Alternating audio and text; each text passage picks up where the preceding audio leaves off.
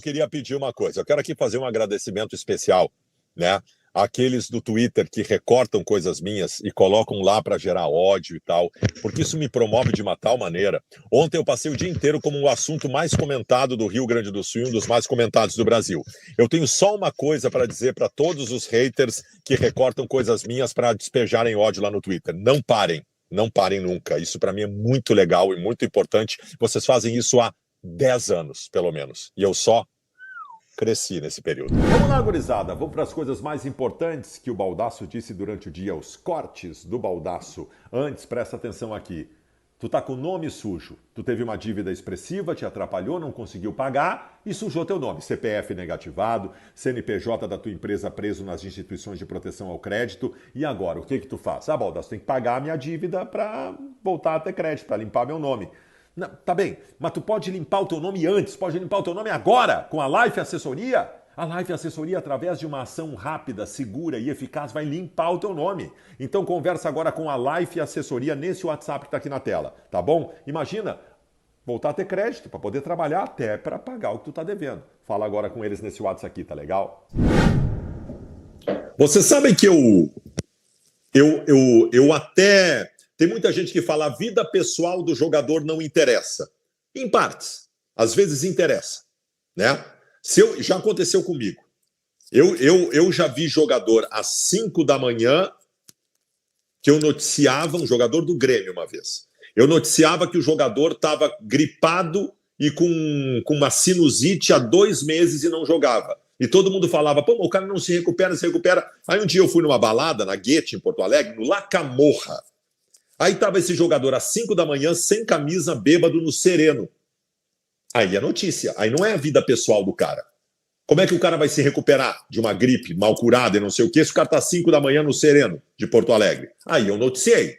Então eu até acho que já vi cara saindo de noite, tendo que treinar, indo direto para o treino de manhã e não conseguindo treinar. Isso tem que noticiar. Porque aí a vida pessoal está atrapalhando o trabalho. Aí eu acho que tem que noticiar. Então eu misturo às vezes as coisas. Assim como eu já vi, jogador sair bêbado do planeta Atlântida no meio da madrugada, só que estava de férias. Aí não me interessa. O que eu quero dizer com isso? Fazendo a relação com a questão do Luan. O Luan estava no motel com 10 mulheres. Isso efetivamente estava atrapalhando algum treino dele, alguma coisa? Me parece que não. Me parece que não. Ele pode estar no motel com quem ele quiser, com quantas mulheres ele quiser, fazendo o que ele quiser. Essa é a primeira coisa. Então, aí já não, a gente não teria que interferir nada. Ah, mas ele não está rendendo dentro do campo. Bom, o Corinthians tem um contrato com ele, paga 800 mil reais por mês para ele, e ele não está rendendo dentro do campo. Cabe ao Corinthians descobrir por que ele não está rendendo. Certamente não é porque ele está no motel com 10 mulheres. Certamente não é porque ele está no motel com 10 mulheres. Então essa é a primeira coisa. E mesmo que fosse 7 da manhã e o treino é às 8, a torcida organizada do Corinthians não tem o direito, em primeiro lugar, de invadir a privacidade dele. Em segundo lugar, de invadir o motel. Porque o motel foi invadido. Isso é crime. Invasão de patrimônio.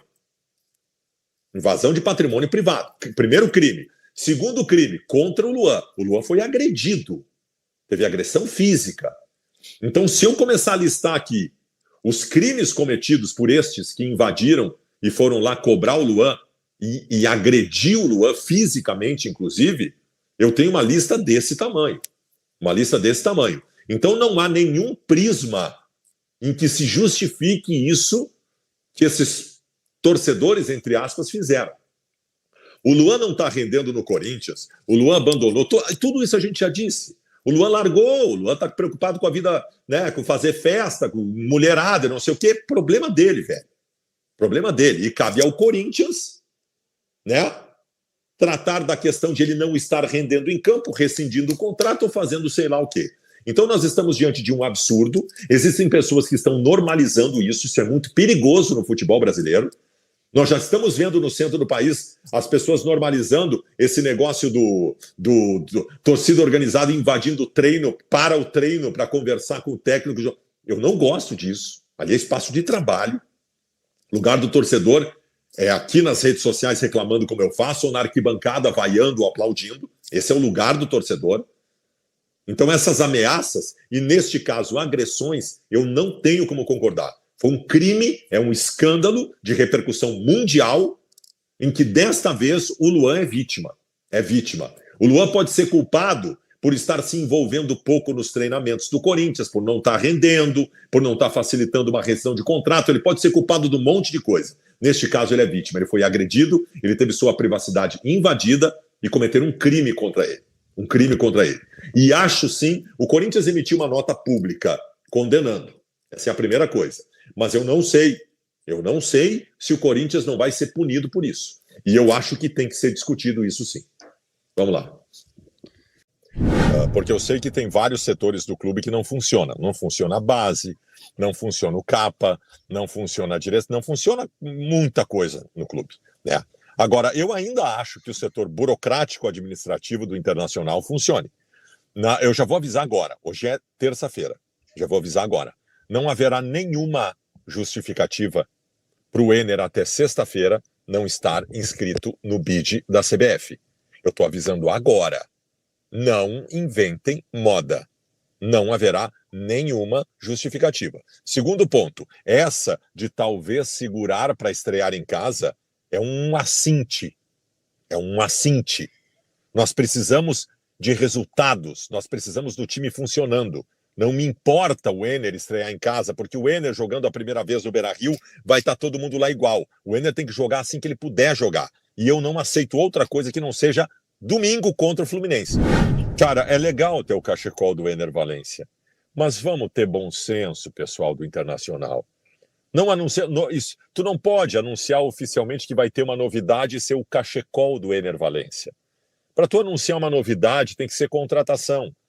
A não ser que nós estejamos, sei lá, perto do Natal, que não tem ninguém esperando nada. Aí tu anuncia o cachecol ou sei lá o quê. Agora, no dia que abre a janela de transferências, tu anunciar que tem novidade, fazer as pessoas esperarem, isso está parecendo aquela vez que o Grêmio lançou uma live que estavam esperando que anunciasse o Cavani e a live era outra coisa. Não pode, gente. Isso é bom senso. Eu sou um cara que tem elogiado movimentos da comunicação do Internacional e marketing do Internacional. Nessa falharam. Falharam horrores. Falharam as Ganha, falharam as Vera. Eu acho que também a questão física ainda é importante, porque ela não está completamente resolvida. O Flávio de Oliveira ainda tem coisas a ajustar. Já está melhor. Já não é mais pauta, né? Não é mais pauta. Nós não abrimos mais os assuntos do Inter falando de preparação física, o que é ótimo. Preparação física, gente, é um negócio, é que nem juiz de futebol. Se tu não falar sobre ela, é porque ela tá boa. Se tu não falar sobre a preparação física, é porque ela tá boa. Porque preparação física é obrigação. É obrigação. Então, o fato de a gente ter passado meses falando de preparação física aqui é só porque ela estava ruim. O time correr em campo é o básico do básico. É o beabá. Um clube com um orçamento de 450 milhões de reais por ano, o mínimo que ele tem que ter é o time de futebol dele, que é o objeto fim do clube, com uma boa preparação física para que eles possam jogar. Se eles vão ter talento, se eles vão estar organizados taticamente, aí é outra história. Isso sim tem que fazer parte do nosso dia a dia. O nosso dia a dia tem que ser para falar sobre a movimentação tática, sobre tecnicamente se o jogador está rendendo ou não está rendendo. Jamais pode ser falar sobre preparação física. E infelizmente foi pauta. Então agora está se resolvendo, nós estamos falando menos. O Flávio de Oliveira agora vai ter semanas cheias. Quando eu falo de semanas cheias, para vocês terem uma ideia, o Internacional jogou 4 jogos em 10 dias. Agora o Inter vai jogar 4 jogos em 25 dias. O Inter só vai... Os próximos 4 finais de semana do Inter vão ser de futebol. E só o Inter vai jogar nos próximos 4 finais de semana. E no meio destas semanas não tem futebol. O Inter vai voltar a acumular jogos 2 vezes por semana quando voltar a Libertadores em agosto. Hoje é dia... Que dia é hoje? 4 ou 5 de julho? Hoje é 4 de julho. O Inter só tem mais 4 jogos em julho. Só mais 4 jogos. Então, realmente, são semanas cheias de trabalho. Para a recuperação física que está acontecendo, e aí entra onde eu quero chegar. E aí é responsabilidade do Mano Menezes. É evidente que o Inter não está jogando bem. Existem vários motivos que eu coloquei o tempo todo para isso. Falta de qualidade do grupo, tem várias questões, né? Eu acho o grupo escasso. Eu fiz uma frase forte no final de semana que está reverberando para tudo que é lugar, que eu disse que esse é o pior grupo de jogadores do Inter do século XXI, e nós vamos falar sobre isso no programa, né? Nós falamos sobre preparação física, mas nós temos que agora cobrar o Mano Menezes. Nós temos que cobrar o Mano Menezes. Bola aérea defensiva do Internacional. Essa é uma. Porque não é possível que o Inter fale defensivamente por cima com o Vitão, com o Mercado, com o Vitão e com o Moledo e com o Nick, com o Mercado com o Moledo, com o Mercado e com o Nico. O Inter falha por cima. Isso é sistêmico. E isso é responsabilidade de quem? Do treinador. Aí nós vamos cobrar o Mano Menezes. Então acho que agora, mesmo que o grupo ainda seja escasso, com estas semanas cheias de trabalho, a gente vai ter que identificar e cobrar o Mano Menezes para melhores movimentos do time dentro de campo. O Inter precisa estar melhor entrosado, precisa estar arredondado, precisa estar azeitado dentro de campo. Os movimentos têm que acontecer com maior naturalidade, na medida em que agora não há mais a desculpa de que era só treino, viagem e joga. Treino não, era viagem, descansa e joga, viagem, descansa e joga, viagem, descansa e joga. Agora não, agora tem tempo para treinar. E aí o Mano Menezes vai ter que buscar soluções ao time. Não dá para vincular. Eu sei que precisa vender. Eu não sou contra vender ou o Johnny, ou o Maurício, ou o Alemão, que são realmente os três que dá para vender neste momento. Eu não sou contra. Eu sei que faz parte do processo, mas não dá para vincular uma coisa à outra. As necessidades que o Inter tem no time titular são as necessidades que o Inter tem. As necessidades que o Inter tem no grupo são as necessidades que o Inter tem. Aliás, necessidades essas que podem aumentar, inclusive, se esses três caras forem embora. Então tem que tomar muito cuidado. Tem que contratar, não tem desculpa. Tem que contratar. A única janela de transferências em que mais ou menos o Internacional aproveitou foi aquela do março do ano passado, quando deu a crise no leste europeu, que o Inter, entre aspas, se aproveitou da guerra, porque como é que tu vai se aproveitar de uma guerra, uma coisa tão horrorosa, mas o Internacional conseguiu trazer jogadores de lá. O Pedro Henrique, o Depena, o Wanderson, o Vitão. Foi o único momento da atual gestão em que Alan Patrick, o único momento em que houve alguma criatividade. Então, assim, tu vai me perguntar, Baldasso, tu tem expectativa de que o Inter vai contratar? Expectativa eu tenho. Baldasso, tu confia? Não. Eu não confio nessa direção no que diz respeito a contratações, porque ela não me deu motivo nenhum para confiar. Aliás, é o contrário. Me deu todos os motivos para que eu não confiasse. Agora, precisa. É o último semestre da gestão Barcelos, que hoje politicamente é morta. Por que tu está falando politicamente? O que nos interessa isso, Baldasso? Interessa porque é ano de eleição. Essa gestão, ela tem a chance... Só tem uma maneira dessa gestão reeleger alguém no final do ano, que é o campo. É o campo. Ela não arrumou o clube financeiramente, ela não arrumou a base, ela não fez nada. Agora, se buscar no campo alguma coisa positiva, ela volta a ter chances políticas. Caso contrário, ela sai no final do ano. Então também tem isso. Também tem isso. Então vamos esperar para ver o que vai acontecer. A janela está aberta, né? A janela está aberta. O Inter precisa contratar nesta janela 2 meias construtores, que é o Alan Patrick, e um ponta qualificado. 2 meias construtores e um ponta qualificado. Só. Não precisa contratar mais nada. Não precisa contratar 5, não precisa contratar 8, não precisa contratar zagueiro, não precisa contratar centroavante, não precisa contratar goleiro. Nós precisamos melhorar o nosso setor criativo e de velocidade do meio para frente. 2 meias, só que tem que ser meia bala. Não pode ser aposta e um ponta bala. Ah, Baldasso, é que bala, quem é bala? Eu já citei aqui. E não adianta a galerinha vir, não dá, o Baldasso tá louco. Não. A minha expectativa tem que ser alta, porque eu estou falando do Esporte Clube Internacional, o clube que ganhou do Barcelona a maior vitória da história de um clube brasileiro, em todos os tempos. Um time que é campeão do mundo, o único campeão brasileiro invicto, um dos maiores clubes do mundo. A minha expectativa tem que ser alta. O que é meia construtor para mim? O William, ex-Corinthians que está no Fulham, o Claudinho, do Zenit, o James Rodrigues, o Everton Ribeiro do Flamengo, que está para terminar contrato lá. Isso é meia. Esses são os meias que eu quero. É nesse nível aí que eu quero. E ponta é o Michael, que o Grêmio está tentando contratar lá do Al Hilal. Esse é o ponta que eu quero. Quer referência? Eu estou te dando referência. Se vão dizer que não dá, que é muito caro, que eu sou louco, que eu sou sonhador, que eu crio expectativa, bom, isso não é problema meu, não sou eu que contrato. Agora, tu me pediu referências, eu estou te dando referências. É esse tipo de jogador que eu quero.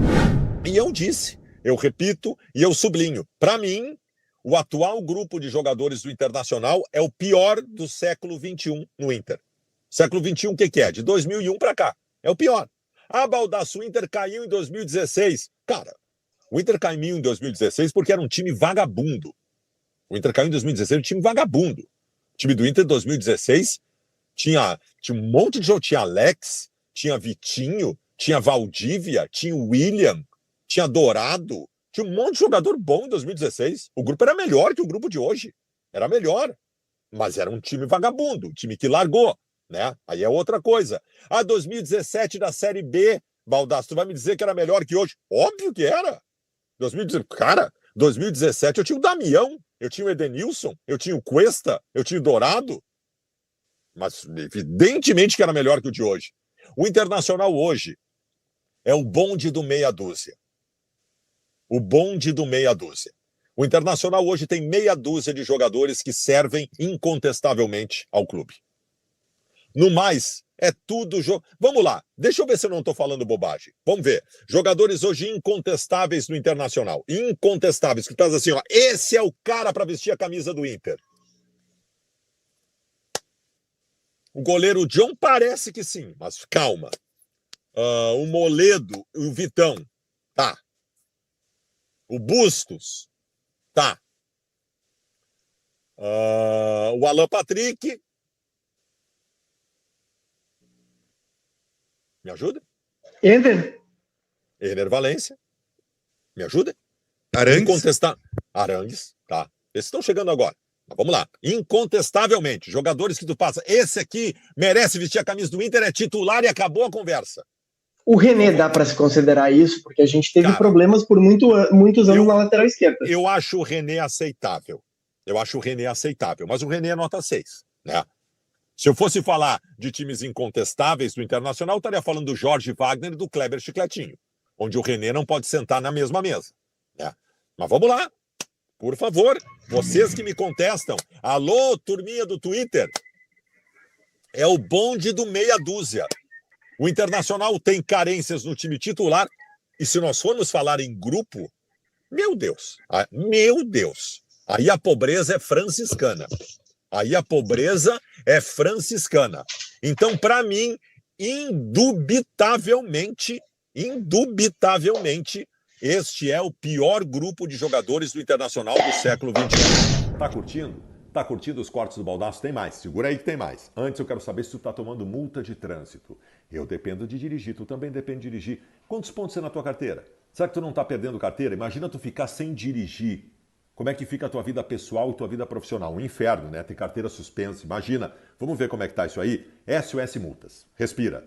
Nesse número que tá aqui na tela, que é fixo e é o WhatsApp também. Manda o WhatsApp para eles. Eles vão pegar o número da tua carteira de motorista, vão avaliar, vão dizer qual é o tamanho do problema, o que está acontecendo e qual é o caminho para tu resolver. Fala agora com SOS Multas nesse WhatsApp. E segue com os cortes aí. A questão não é o poder financeiro, porque o Inter é um clube endividado há bastante tempo. Não foi esta direção que endividou o Internacional. O que esta direção fez é um não fez, que ela prometeu que iria fazer, que era através de uma austeridade financeira, diminuir a dívida do Internacional. A dívida do Inter não diminuiu. Não diminuiu. Tá? A austeridade financeira em contratações, não trazendo grandes nomes, não adiantou nada. Essa direção pagou 10 milhões de reais de multa para Miguel Ángel Ramírez. Essa direção pagou 11 milhões de reais por 35% do David.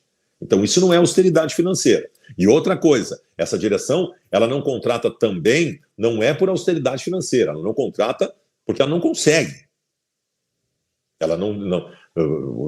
Essa direção teve diretores executivos horrorosos.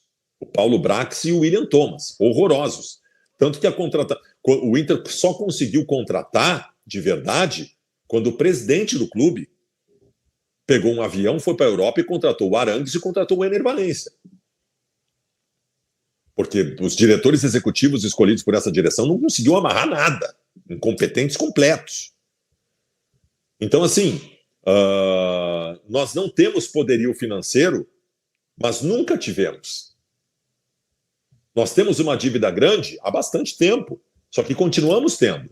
Essa direção prometeu que mudaria isso, e não mudou. Basta ver os micos que nós estamos pagando. Gurizada, na última semana, eu vou citar só a última semana, tá? Eu vou citar só a última semana. Na última semana, Independiente ameaçando ir para a FIFA por causa de uma dívida de $450 mil do Inter pelo Bustos. D'Alessandro reclamando de 5 parcelas de R$100 e poucos mil. Isso para um clube do tamanho do Inter é uma ninharia. E o problema nem é a dívida, o problema é o não conversarem com ele para explicar por que está atrasando. E o André Curi acionando uma dívida histórica de mais de R$20 milhões com ele, que é um empresário, que é uma dívida que vem lá de trás. Mas, de novo, por que os caras estão acionando agora? Porque não tem diálogo agora. Eu não sei o que acontece com essa direção, que ela não está conversando com os credores, gurizada. Dever. Todo mundo deve. Em algum momento nas nossas vidas, chegou a hora de pagar uma presteca, de pagar um boleto, e nós não tivemos dinheiro. Todo mundo já passou por isso. O que tu faz quando acontece isso? Tu vai lá, explica e negocia. Explica e negocia. Por que ninguém chegou no D'Alessandro? Porque os outros presidentes fizeram isso com o D'Alessandro. Eles também atrasaram com o D'Alessandro. O Giovanni Luigi, o Marcelo Medeiros. Por que ninguém do Inter agora chegou para o lado do D'Alessandro e falou o seguinte: D'Alessandro, deu ruim, cara. Deu ruim. Não estamos conseguindo buscar aqui a grana para pagar tuas parcelas aqui, nós vamos atrasar uns meses aí. Como é que nós podemos fazer, cara? Nos ajuda aí, cara. Tu acha que o D'Alessandro não teria feito algum movimento para isso? A mágoa do D'Alessandro não é o atraso, o D'Alessandro não está passando fome. A mágoa do D'Alessandro é os caras deverem, com a história que ele tem no clube, os caras não pagarem e não darem um telefonema para ele. E ele tentar falar com os caras do Inter e não conseguir. Essa é a mágoa do D'Alessandro. E o D'Alessandro está rigorosamente certo. Rigorosamente certo. Tá me devendo, velho? Eu tenho uma história no clube. Tu tá me devendo? Pelo menos vem conversar comigo. Me explica, não vai fazer falta pro D'Alessandro no dia a dia dele as parcelas que estão atrasadas. Mas explica, renegocia. Isso se chama bom senso, isso se chama tato, diplomacia, que é o que falta muito para essa direção. Como eu sempre tento transformar o limão numa limonada, eu estou pegando esse fato que tu citas, que é verdadeiro. A atual gestão do Inter, para mim, é a pior da história do Inter. São 2 anos e meio. Não é que a gente não ganhou título, porque outros também não tinham ganho título. A gente não disputou títulos. Isso eu não admito. Isso eu não admito. Tu tem que ter um time competitivo. Tu pode até não ganhar. E aí tu vai cobrar que não ganhou. Eu cobrei muito o Marcelo Medeiros, que não ganhou títulos no Internacional. Ficou 4 anos, 2 gestões e não ganhou títulos. Agora, eu não posso negar que ele me deu um time competitivo. Me deu time competitivo. Em 2017, eu tinha que subir para a Série A e subir. 2018, eu fui terceiro colocado no Brasileiro, quando todo mundo achava que ia ser rebaixado. 2019, eu decidi a Copa do Brasil. Em 2020, eu não fui campeão brasileiro por causa da unha comprida do pé do Edenilson. E roubado ainda por cima. Então, ele me deu time competitivo. A gente tinha no nosso horizonte a possibilidade de ganhar título. O Barcelos não nos deu isso em 2 anos e meio. Não nos deu nem a possibilidade de pensar em título. Então, por que eu estou dizendo isso? Porque o transformar limão numa limonada. Politicamente, a atual gestão do Inter está morta.